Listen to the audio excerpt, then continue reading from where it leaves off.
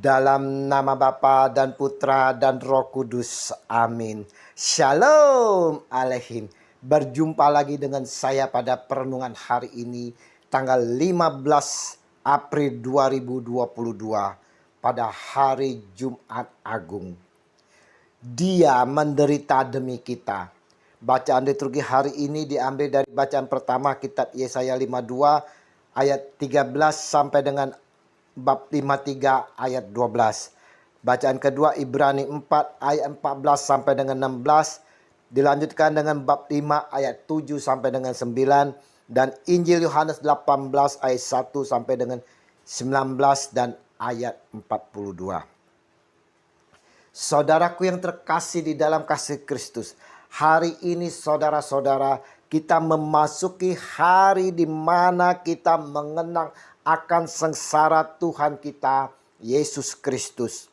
Yesus diperhadapkan kepada Pilatus oleh mereka yang tak menyukai Yesus dan mereka-mereka yang mengkhianati Yesus. Sebelumnya saudara-saudaraku yang terkasih, Yesus dieluk-elukan, disanjung dan dipuji dan disorak-sorai. Hosana putra Daud, Hosana putra Daud.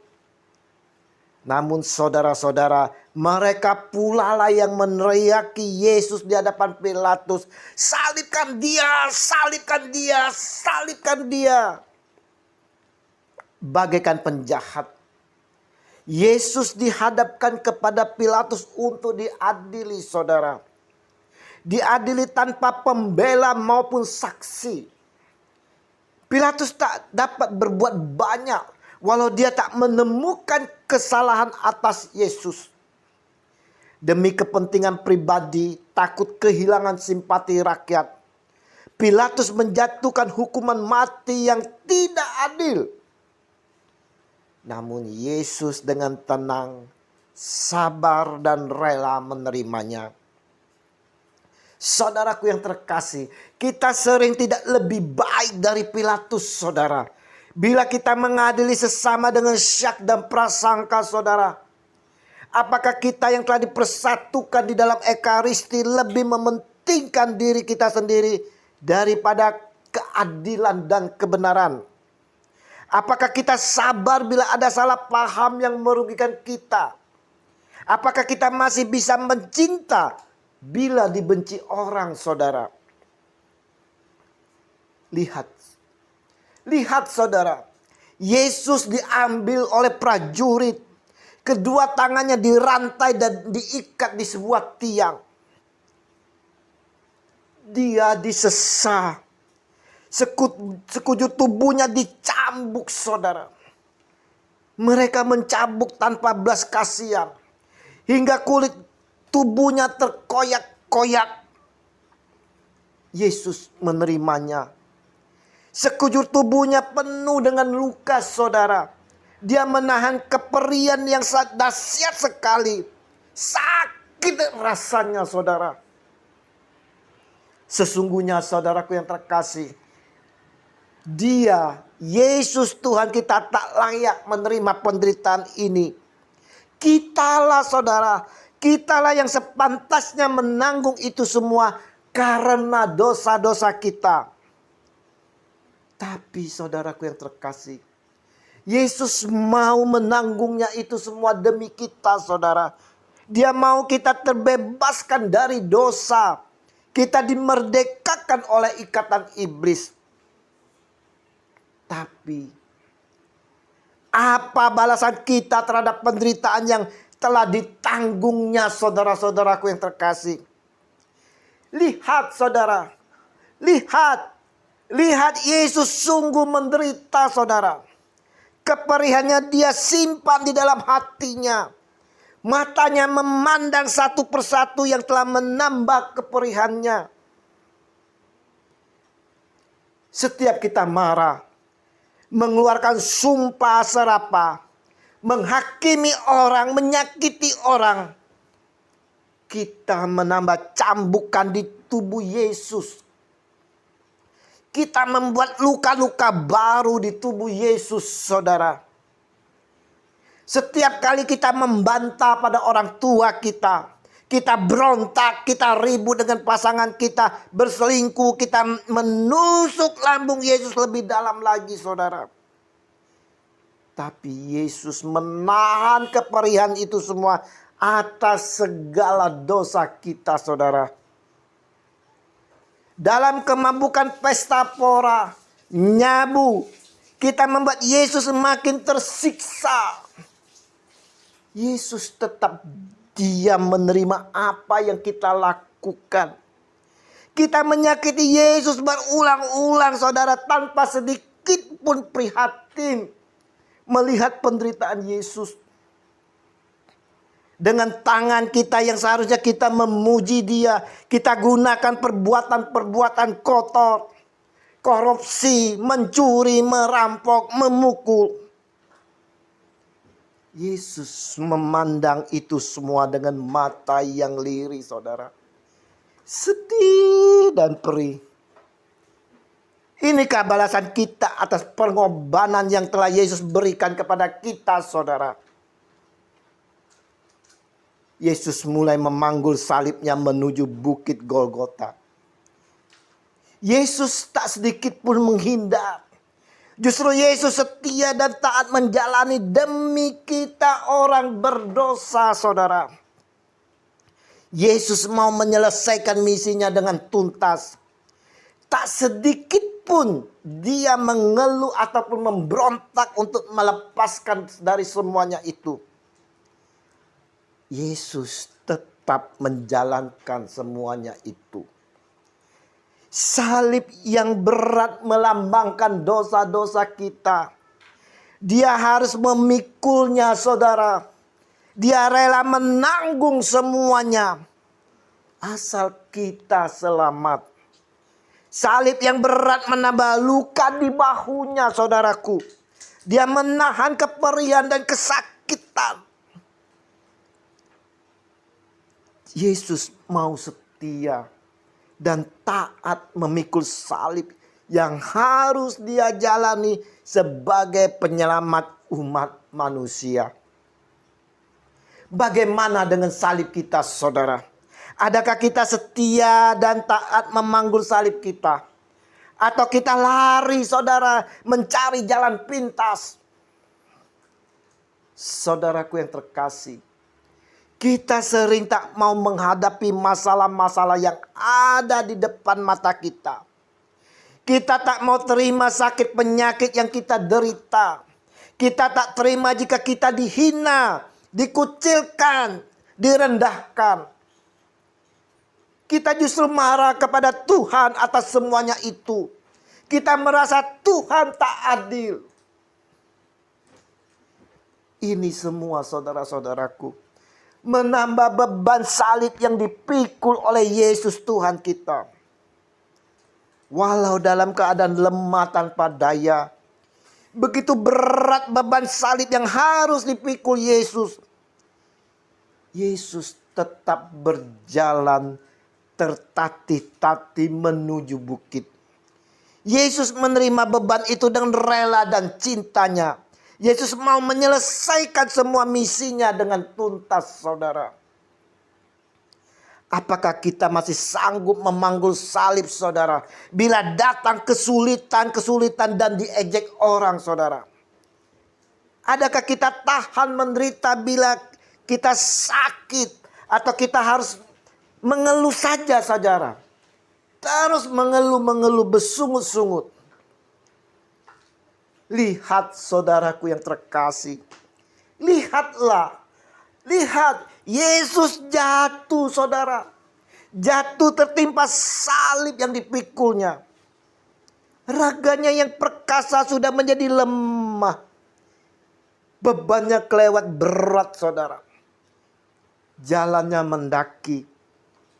Yesus jatuh di bawah salib yang berat ini. Tetapi, saudara, Yesus tidak berhenti di situ, saudara. Karena ditopang oleh semangat yang luar biasa, Ia berusaha bangun kembali, bangkit dan melanjutkan perjalanannya. Yesus jatuh sampai 3 kali. Saudaraku yang terkasih, kita pun sering jatuh, saudara. Jatuh dan jatuh, jatuh lagi, saudara. Jatuh di dalam dosa. Jatuh memang pengalaman yang tidak enak. Lebih-lebih bila disaksikan dan diketahui banyak orang. Apakah kita rela mengakui kesalahan kita waktu kita jatuh, saudara? Ataukah kita menutupi kesalahan kita dengan kesombongan-kesombongan kita? Apakah kita berani bangun bangkit kembali dengan penuh kerendahan hati? Atau kita tinggalkan saja karena malu? Saudaraku yang terkasih, lihat Tuhan kita, saudara. Tuhan Yesus sudah tidak sanggup lagi memanggul salibnya lebih jauh. Dalam perjalanan itu algojo memaksa seseorang petani yang baru pulang dari ladangnya untuk membantu Yesus memanggul salibnya, yaitu Simon dari Kirene. Tuhan bersabda, setiap orang yang mau mengikut aku, ia harus menyangkal dirinya. Maukah kita menyangkal diri kita, saudara? Maukah kita seperti Simon yang mau membantu memanggul salib Yesus? Dengan saling tolong menolong terhadap sesama yang dalam kesulitan. Saling menolong dan berbagi adalah kata-kata yang sangat manis. Kata-kata yang mudah diucapkan, saudara. Namun tidak mudah dilaksanakan. Apakah kita masih mempunyai hati yang mau berbagi, saudara, untuk pengemis yang lapar, orang yang berduka, saudara kita yang dipenjara, teman yang terlalu banyak beban? Ataukah hati kita sudah menjadi benteng yang tertutup untuk semua orang, saudara? Bantuan, meski sekecil apapun, saudara, sangat berarti bagi yang membutuhkannya. Marilah kita berbagi, saudara. Yesus mau menyelesaikannya ini semua bagi keselamatan kita. Yesus mau sebagai jembatan antara kita dan Allah yang terputus karena dosa kita. Yesus setia dan taat. Lihat, saudara. Lihatlah, kedua tangan Yesus direntangkan di atas kayu salib dan dipaku. Yesus menjerit kesakitan. Begitulah saat kita melakukan kejahatan dengan tangan-tangan kita ini, saudara. Kita memakukan lebih dalam lagi tangan Yesus. Bukan tangan saja, saudara. Kaki Yesus pun dipaku. Menjadi pengikut Yesus berarti kita juga ikut dipaku, disalib. Kita lepaskan semua perbuatan kita. Tidak sampai di situ, saudaraku yang terkasih. Lambungnya pun ditombak hingga menembus jantung. Keluarlah darah dan air dari lambung Yesus. Saudaraku, darah dan air yang suci, lambang sebagai pembersihan dosa kita, saudara. Kita dihapuskan dari segala dosa-dosa kita.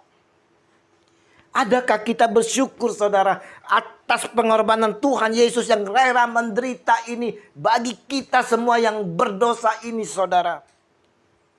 Bagaimana ucapan syukur kita atas semuanya ini?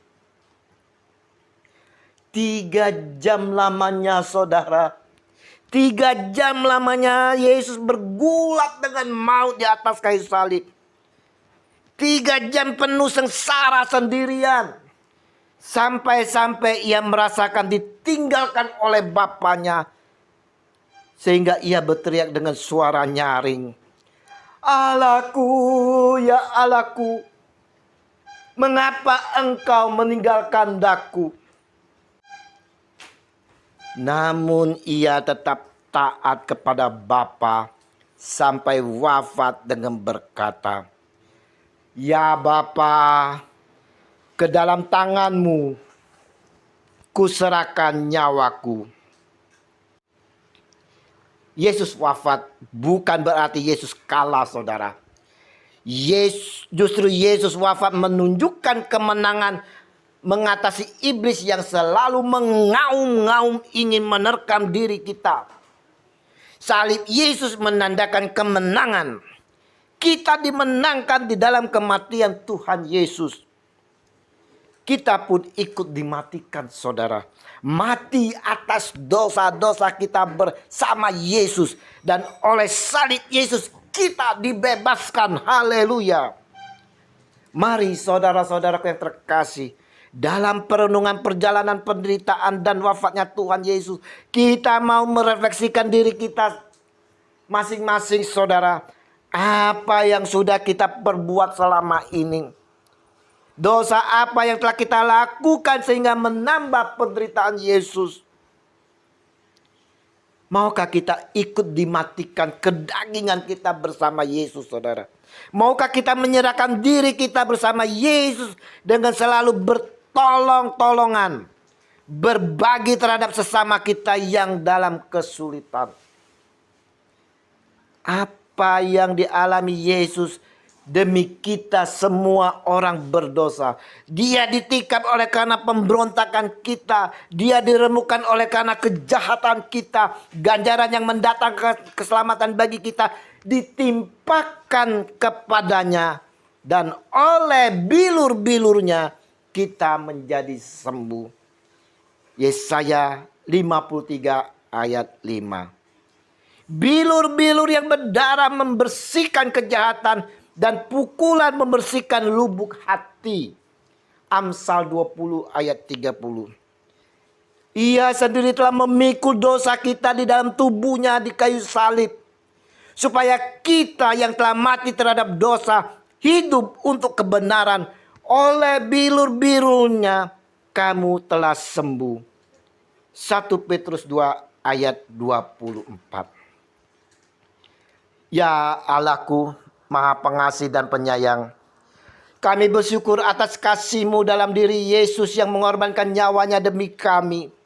Tumbuhkanlah dan teguhkanlah iman kami akan Yesus Kristus, sehingga kami dapat meneladan Dia sebagai gembala yang baik, semakin murah hati dan dengan rendah hati giat melibatkan diri dalam berbagai permasalahan sosial di sekitar kami, terutama kemiskinan, kerusakan lingkungan hidup dan toleransi. Biarlah Roh Kudus mengorbankan semangat kami untuk menjadikan setiap orang dari seluruh alam ciptaan saudara kami untuk semakin ramah, rela, menyapa, memelihara, giat saling membantu dalam lingkungan dan masyarakat kami. Ini semua kami mohon ya Tuhan, dengan pengantaran Yesus Kristus Putra-Mu Tuhan kami, Gembala dan Penyelamat kami. Amin.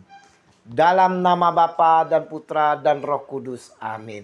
Shalom Aleichem.